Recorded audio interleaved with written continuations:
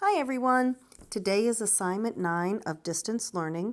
Today is a mixed review of the trig equations that we've been working on. I hope that they're coming along okay. So let's get started.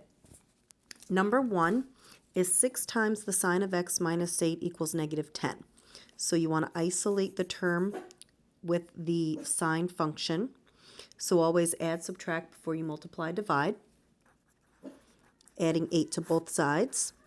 So I'm bringing down 6 times the sine of x equals negative 2. Divide both sides by 6. The sine of angle x equals negative 1/3. Again, we're solving for x on the interval 0 to 360. So you're finding all values for one full rotation, round to the nearest tenth if necessary. So in order to find the angle that has the value negative 1/3, the y value, you hit in your calculator second sine and negative 1/3. And you get, okay, negative 19.5 because we're rounding to the nearest tenth. So it's a acute angle, but it's negative. So don't forget your reference angle is literally just the positive value of that. So now we have to figure out what quadrants we're working in. All right. Sine is the y coordinate, and it's a negative. So y is negative. So write down the values for each quadrant. The y values are negative, not here, in quadrants 3 and 4. The y values are negative because sine is y, and we want quadrants 3 and 4 because of that. Okay, so our reference angle is 19.5. So if you're trying to find a third quadrant angle, it's always 180 plus your reference angle, which gives 199.5 degrees. Then for the fourth quadrant, it's always 360 minus the reference angle. So 360 minus the 19.5 is 340.5 degrees. So for number 1, you have 2 answers. Okay. Let's do another one. Now we're working with tangent. So you have tangent on both sides of the equation. So it's combining like terms.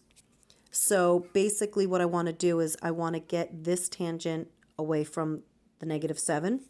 So I'm going to subtract it. It's combining like terms. So you bring down the negative 7, you get 12 times the tangent of x. And in order to get the tangent by itself, you divide both sides by 12. So I get negative 7/12 equals the tangent of angle x. So you want to find the angle of this guy. In the calculator, you type in second tangent negative 7/12. And again, my reference angle is going to be the positive of this.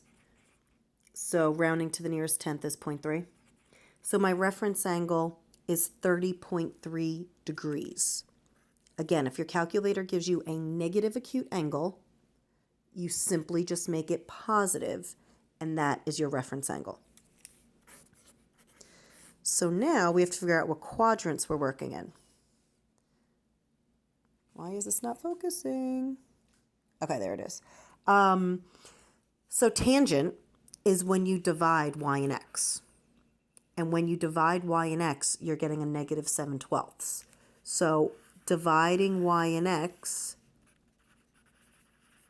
is a negative. So write down the values for all the quadrants so you can figure it out. All right, make sure I did this right. Plus, plus, negative, negative, positive, negative. Okay, so when you divide y and x in the first quadrant, you get a positive. We want a negative. This is no good. When I divide y and x here in the second quadrant, a positive divided by a negative will definitely give me a negative, so I'm keeping this guy. In the third quadrant, the y divided by the x gives me a positive, so I don't want that because I need to work with negative values. Cross that out. And then when you divide y and x in the fourth quadrant, a negative divided by a positive is definitely a negative, so we're good to go here as well. All right, so if we're trying to find the angle that lies in the second quadrant, always 180 minus whatever the reference angle is. So 180 minus the 30.3 degrees gives me 149.7 degrees. Then, fourth quadrant, I'm sure you're starting to remember this, is the only one that's 360 minus. So 360 minus 30.3 degrees gives me 329.7 degrees. All right, so that was a tangent problem where tangent is y divided by x. You have two answers here. All right, let's go on to a couple more. So, oh, did you like that? You like my daughter's placemat? M is for Michaela. So cute. Okay, so, and no, I don't have one for myself. I know half of you are thinking it. So this is a 4 times cosine squared of angle x minus 1 equals 0. So the fact that it's a squared value makes this annoying because you're going to have to set up two of those axes. It's going to be like two separate problems within one. So the first order of business is to get this function by itself, and you always add, subtract before you multiply, divide. So we're going to add 1 to both sides. And then in order to bring the 4 to the other side, you do divide. So now we're at cosine squared of angle x equals 1/4. And to solve, yes, square root both sides. That eliminates the squared term. So cosine of angle x equals, don't forget the plus minus, square root of 1/4, which we've discussed. It's easiest to just take care of this here by taking the square root of both parts individually. So then you get 1/2, so you get plus and minus 1/2. So you have two answers here, guys. You have the cosine of angle x equals positive 1/2, and you have the cosine of angle x equals negative 1/2. And now we have two separate problems. Okay, so why don't we deal with the positive one? Figuring out what quadrants we need to work in. Cosine is x, and x is a positive 1/2. I could write. So writing down your values for each quadrant. X is positive. That's what we're looking for here. X is positive here. I'm taking it. X is negative here. I don't want that. X is negative in the third quadrant as well. Getting dramatic and crossing that out. X is positive here, so we're good to go. All right, we're working in quadrants 1 and 4. In order to find the reference angle, I need to figure out this angle. So I'm going to type in my calculator. Second cosine 1/2 gives me 60 degrees. Yes, makes life a lot easier because now my reference angle will fit into the first quadrant. And if you're trying to find the angle in the fourth quadrant, it is the only one that's 360 minus. So my two answers on this side are 60 and 300. When I say this side, I mean, don't forget you have the negative 1 as well. So we're done here. X is a positive 1/2. Cosine of angle X is negative 1/2. So in the calculator, do your second cosine.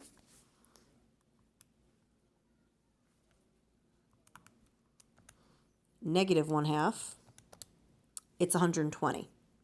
So I kept this in the calculator. I want to show you guys that, oh, love my nails, by the way. No manicures for me lately.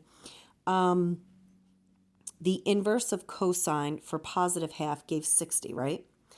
And it's pretty much on, I'm hoping you guys are remembering at this point, if you're taking the inverse, which is that negative 1, to find the angle of its negative version, it's just giving you the answer here. So your reference angle is that guy. But I want to show you the whole process here. That's the shortcut. If you totally understand what I just said, don't write down what I'm about to. So second cosine gives me 120, which is going to turn out to be one of the answers. But we have to find the reference angle to calculate the answers. So in order to find the reference angle, you take 180 minus 120, because 120 is a second quadrant angle. So you're going to have to do 180 minus the 120, and you get 60 degrees. So like I said, if you understand this, and you don't have to show this step. So now, if you guys would notice, cosine is negative 1/2. So with that said, cosine is x. This time, x is negative. So write all your values. You hear my son? And we want when x is negative. So with that said, x is positive here. We don't want this quadrant. X is negative here, so we can keep the second quadrant. X is negative here in the third quadrant, so we can keep this one. And x is positive here, so we're not going to use this quadrant. So right now we're working in quadrants 2 and 3. So the second quadrant, if you would notice, is where 120 degrees fits in. So I'm not going to do any work here. The answer is 120. Then the third quadrant is the quadrant where you you get the angle by calculating 180 plus the reference angle. So 180 plus 60 gives 240 degrees. So we're done with this problem. We have, for the positives, 60, 300, 120, 240. Check it out. There's an answer for every quadrant. Not a coincidence, because think about it. Your x's are a positive 1/2 and your x's are a negative 1/2. So you're encompassing the entire coordinate plane. Okay, last problem, example 4. It's another squared problem. So it's going to be like this one where you have 2 separate coordinate planes. All right, so in order to isolate tangent, you add, subtract before you multiply, divide. So we're adding 3 to both sides. So you get 3 tangent squared of angle x equals 3. Divide both sides by 3.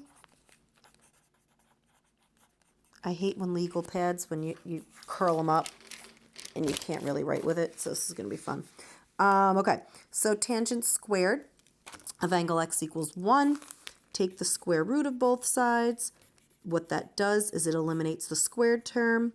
Don't forget it's a plus and minus 1. So we have tangent of angle x equals positive 1 and the tangent of angle x equals negative 1. So first order of business, second tangent 1 gives me 45 degrees. So that is my reference angle, alpha. Now we have to figure out what quadrants we're in here.